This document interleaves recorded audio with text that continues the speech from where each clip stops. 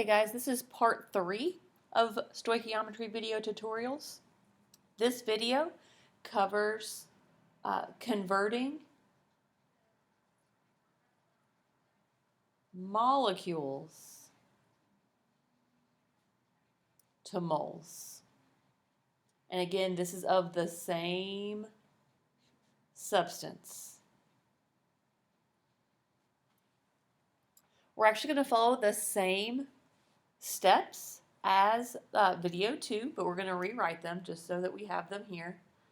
So step 1 is to set up a T-chart.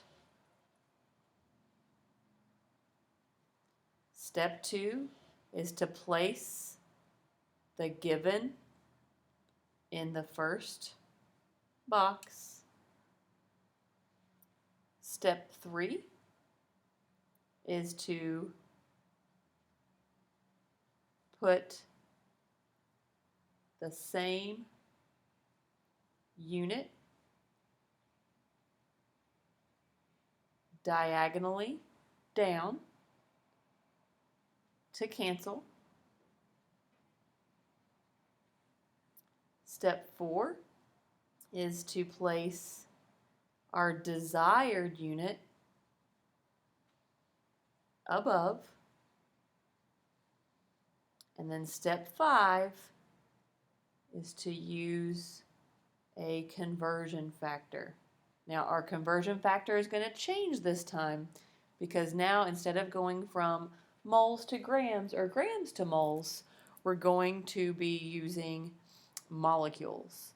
And so 1 mole equals 6.02 times 10 to the 23rd power molecules. Now there isn't a set abbreviation for the word molecules, but I'm just as lazy as you, right? And it's too much to write this word all the time. And so what I do is I abbreviate it. Now I can't abbreviate it this way because, well, that says mole. And I already have a unit named mole. So just like the name Andrew, some of those guys go by the name Drew, right? I'm going to abbreviate it this way, the last half. And so I'm going to call these cules. So in 1 mole, I have 6.02 times 10 to the 23rd cules. Okay? So let's do an example problem so we can get some examples in here. I'm just going to do 1 of each kind this time because we should be getting on a roll with our conversions. So for example, let's say that I have 15 moles of hydrogen gas and I need to know how many molecules that is. Okay, so here's my problem. Step 1, I need to set up my T-chart. So 15 moles is my given, so place given in the first box. So that's where 15 moles of H2 need to go. If I start with moles here, then moles need to come below. And my desired unit is going to be molecules. So I'm just going to write cules there. My conversion factor, my numbers that I need to put in here, come from my conversion factor from up here. So the number in front of mole is a 1. So where I have my unit of mole that I have canceled, that's where the number 1 goes.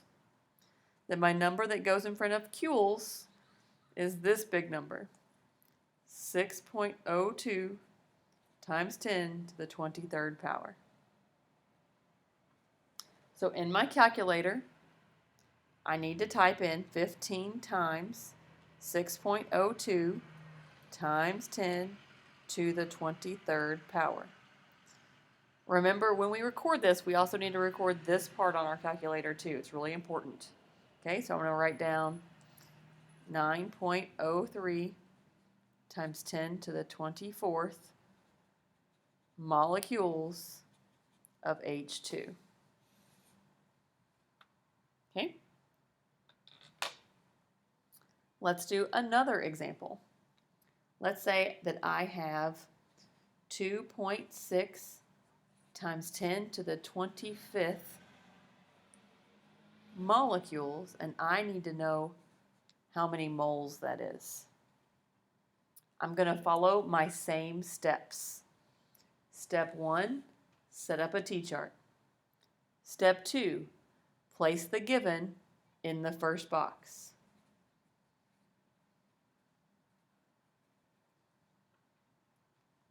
And if joules is my unit here, that's the same unit that comes catty-cornered down this way so that they cancel.